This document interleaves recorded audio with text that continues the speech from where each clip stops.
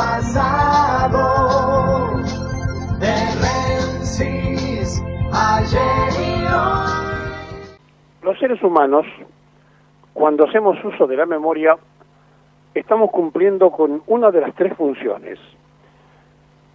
Una de ellas es recoger la información, organizar esa información para que tenga un significado, recuperarla cuando es necesario recordar algo, y así entonces la memoria recoge nueva información, organiza esa nueva información y la recupera cuando la necesita.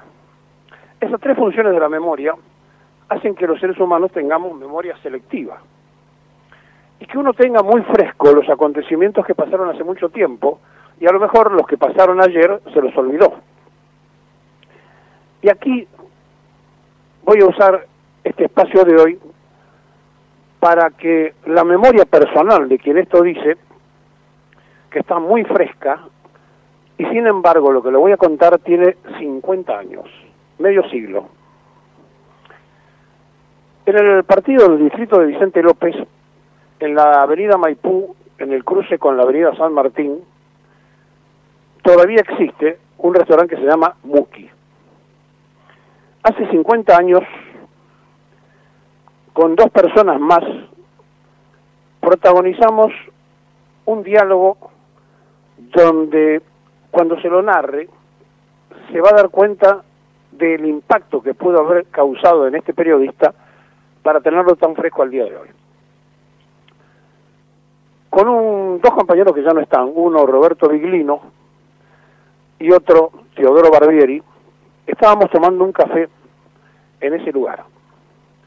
Barbieri tenía una pequeña inmobiliaria al lado de ese negocio. Hablábamos en 1972 de los momentos de la dictadura de Lanuse, del regreso de Perón, si se iba a producir, si no se iba a producir. En un momento determinado, el gordo Barbieri nos mira a los dos y nos dice: Perón vuelve rápido, dentro de pocos días viene. Bueno, hay versiones de eso, dice Roberto Viglino, que era el otro que estaba allí escuchando. Yo mantenía silencio y escuchaba a los dos compañeros, y Barbieri siguió avanzando y nos miró atentamente. Pero lo que ustedes no saben, que si Perón viene a la Argentina, va a vivir en Vicente López. Y ahí entonces los dos nos reímos, una carcajada de esas como diciendo: mirá lo que está contando este muchacho. Barbieri, todo serio, nos mira y nos dice: sí, y yo participé para que se compre una casa en Vicente López. Ya un poco más serios, cuando vimos que hablaba sin ponerse colorado y sin reírse, Roberto le pregunta: no me digas. Sí, y es cerca de donde estamos, pero no les voy a contar más nada. Pero tenía que decirlo porque tengo una tremenda satisfacción de que Perón venga a vivir a Vicente López. Y la verdad, no le creímos. Una semana después, Perón estaba viviendo en Vicente López.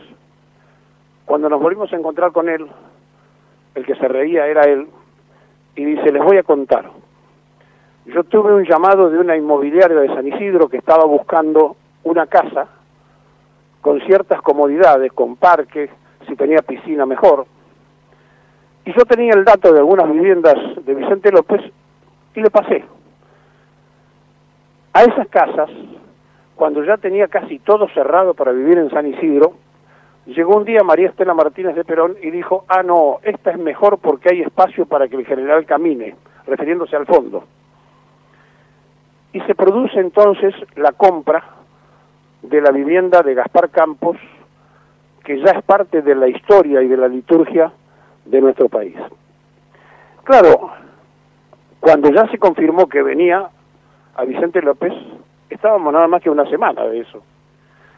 Empezamos desesperadamente a buscar quién era el dueño anterior de esta casa, cómo se compró la casa, quién puso el dinero, cómo fue todo eso. Claro, la sorpresa fue mayor, porque esa vivienda pertenecía a Alfonso van den Becker, que era hermano del general Carlos van den Becker, un militar que se había recibido antes que Perón como general, y que era un tremendo gorila, que había participado en los levantamientos de Lanús y de Menéndez de 1951 contra Perón, y que había presidido nada más ni nada menos que lo que habían armado los fusiladores del 55, que era un tribunal militar para decidir quitarle los grados a Perón y degradarlo. El hermano del dueño de esa propiedad, Carlos von der Becker, había presidido ese tribunal. Bueno, eso era el antecedente. ¿Y cómo se compró la casa? La casa la juntaron algunos gremios, participó textiles, construcción, metalúrgicos y otros más. Y finalmente, cuando se decidió comprar esa vivienda, era por un dato que efectivamente había pasado el gordo Barbieri de su pequeño negocio de inmobiliaria a una inmobiliaria más grande que estaba haciendo la búsqueda. Lamentablemente Teodoro Barbieri es uno de los desaparecidos. Se lo llevaron de la misma esquina, en realidad enfrente de ese restaurante, cuando un Falcon se lo llevó a él después del golpe del 76, y por entonces él había sido, hasta ese momento, el director del registro automotor de Olivos. Biglino, que murió de muerte natural, fue funcionario del Ministerio de Bienestar Social, y este periodista fue director de prensa de la municipalidad y jefe de prensa en Gaspar Campo.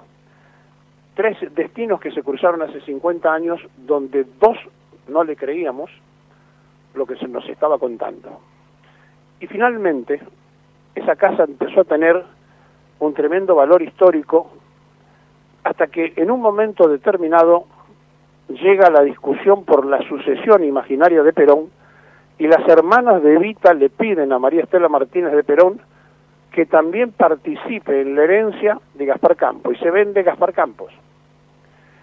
Siendo Pierri presidente del partido de la provincia de Buenos Aires, lo vuelve a comprar la casa, y hoy pertenece al partido justicialista de la provincia de Buenos Aires, y gracias a la CGT de Zona Norte, que lo puso en valor porque la casa estaba bastante venida menos, allí está como signo mudo de la historia de lo que fue el regreso de Perón, que sirvió de vivienda en 1972, pero que sirvió después de vivienda de 1973 hasta que se mudó a la residencia de Olivos, una vez más ungido presidente de la Nación.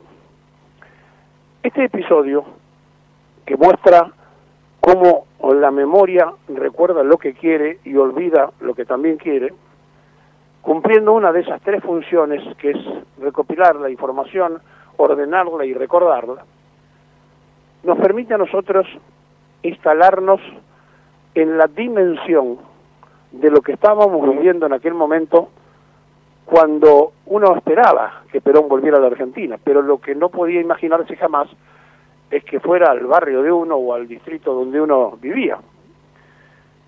Y Teodoro Barbieri lo sabía, pero no quiso agregar algo más, porque él sabía incluso la casa de quién era y toda la demás pertenencia, pero no aguantó ese día, cuando faltaba una semana, hace de estos 50 años, para entre café y café decirnos que Perón iba a ser vecino de Vicente López. Y Perón tiene una relación directa con Vicente López, porque en la calle Hipólito Yrigoyen y Warnes, ahora ya no está porque la casa fue demolida no hace mucho, porque la compró el Colegio La Salle, vivía el mayor Arrieta, casado con una de las hermanas de Evita, donde en víspera del 17 de octubre de 1945, cuando lo buscaban para asesinarlo a Perón,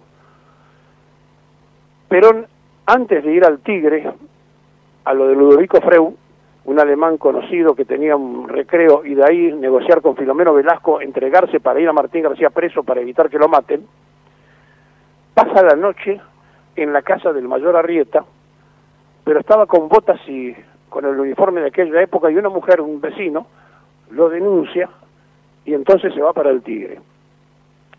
Cuando Perón va a vivir a Gaspar Campos, Giancarlo Valori un día le trae de regalo un Fiat que hoy está en San Vicente como parte del museo, y le regala un automóvil Fiat muy moderno, que no existía ese Fiat en la Argentina, y un día Perón se le escapa la custodia, y maneja ese automóvil el propio Perón, y va justamente hasta allí, mira la casa, da vuelta, dobla y regresa hacia Gaspar Campo. Estamos hablando de unas 15 cuadras de diferencia. A través de quien era su jefe de seguridad, le hice preguntar si había ido a ver la casa de lo mayor Arrieta, cosa que confirmó Perón, y preguntó cómo lo sabía, y ahí se produce otra historia y otra parte que lo reflejamos en un libro que se llama Perón, mi vecino. Pero la verdad, todo esto que le estamos contando, viene a cuento porque el próximo jueves se va a cumplir medio siglo del triunfo más grande de la militancia argentina. El traer a un líder del exilio después de 18 años, cuando el gobierno de Ilia, con Zavala Ortiz, aquel civil que ametralló y estuvo arriba de los aviones del bombardeo de junio del 55, era su canciller, a través de la embajada británica y con la intervención de Estados Unidos, hicieron parar el avión en 1964 en Brasil, en Río de Janeiro, para evitar que Perón llegara a la Argentina. Pese a que Ilia había dicho que Perón podía volver siempre que se hiciera cargo de los juicios que estaban dando vuelta. Sí, no lo dejaron venir. Y entonces se quedó en la imaginación de una tremenda resistencia que miraba hacia el cielo buscando el avión negro y que soñaba con que algo tenía que ocurrir para que pudiera volver Perón. Cierto día me dice un compañero, nosotros cumplimos porque lo trajimos a Perón. Sí, es cierto, fue gran trabajo de una juventud que hizo cada quien lo que pudo para que volviera el hombre que había hecho feliz a su pueblo. Y simplemente porque Perón se detuvo a pensar, porque no improvisó, porque fue un constructor de ideas. Por eso ayer, cuando terminábamos de escuchar la comunidad organizada, estábamos ante no solamente un pensador, sino un constructor de la reflexión filosófica. Ese discurso Perón lo leyó, Perón no leía habitualmente, pero ese discurso ante los maestros de la filosofía Perón lo leyó. Y entonces aparecieron algunos que diciendo, ¿quién se lo escribió a Perón el discurso para que lo leyera?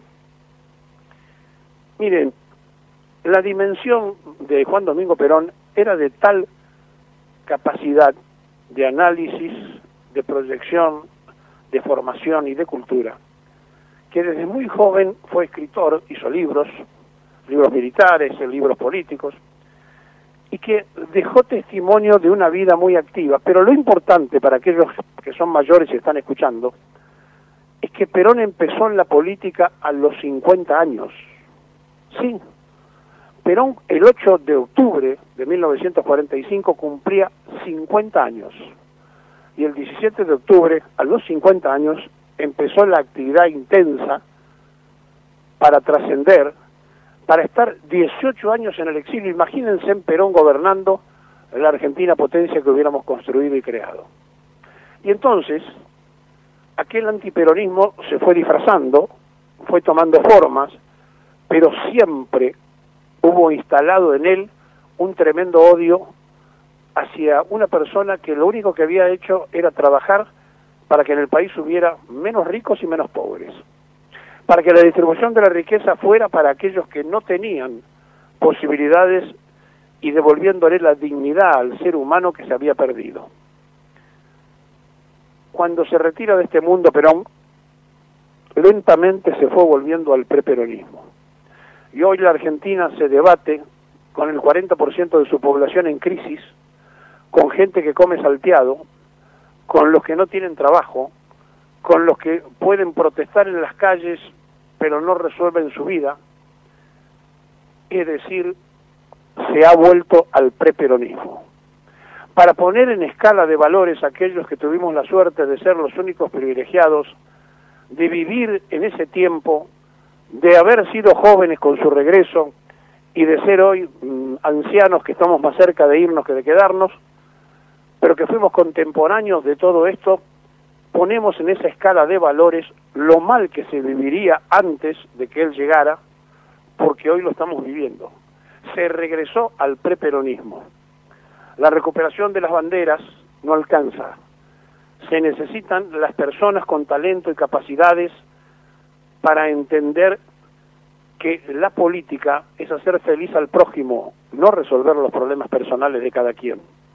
Y hoy la gente toca el timbre de la política para resolver sus problemas individuales, no los problemas del conjunto de una sociedad. Y entonces ingresamos a la lucha de vanidades, donde entre los ganapanes de un lado y los vanidosos del otro, destruyen lentamente la ilusión de un pueblo que está silencioso, manso, callado, pero expectante, esperando que aparezca los mayores algo parecido a lo que él nos hizo soñar. Difícil, pero uno sigue imaginándolo. Así como mirábamos para el cielo a ver si estaba el avión negro y si era verdad que Perón iba a volver, ahora, en esta memoria selectiva de los seres humanos, lo que pasó hace 50 años parece que fuera de ayer. Hay una pequeña salvedad. Ni los dos compañeros que tomaban café están más, ni el gran constructor de esa imaginación tampoco está. Pero la memoria tiene la posibilidad de pasearnos y darle sentido de vivo a lo que está muerto, y darle sentido de intensidad a lo que está quieto, y de darle sentido de pelea y de lucha como bandera de aquellos que transitaron por una patria justa, libre y soberana.